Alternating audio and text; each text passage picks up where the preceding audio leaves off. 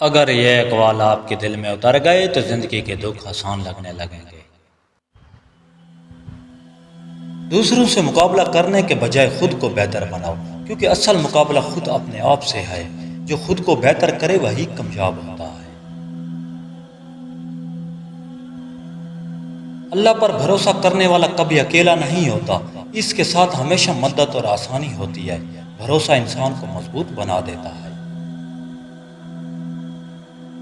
بعض لوگ تمہیں اس وقت تک اہم نہیں سمجھتے جب تک تم ان سے دور نہ ہو جاؤ، پھر انہیں احساس ہوتا ہے کہ تم ان کے لیے کیا تھے، لیکن وقت واپس نہیں آتا، صرف سبق دیتا ہے۔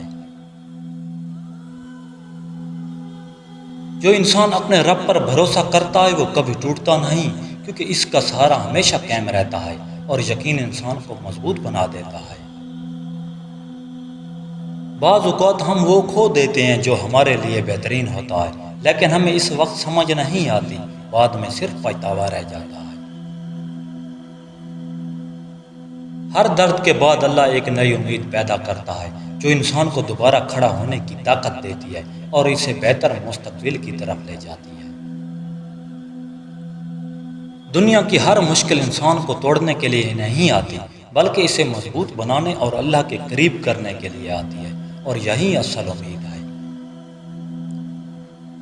امید وہ روشنی ہے جو مومن کے دل میں ہمیشہ رہتی ہے، جو اسے ناامیدی سے بچاتی ہے اور صبر سکھاتی ہے اور اسے اللہ کی رضا کی طرف لے جاتی ہے۔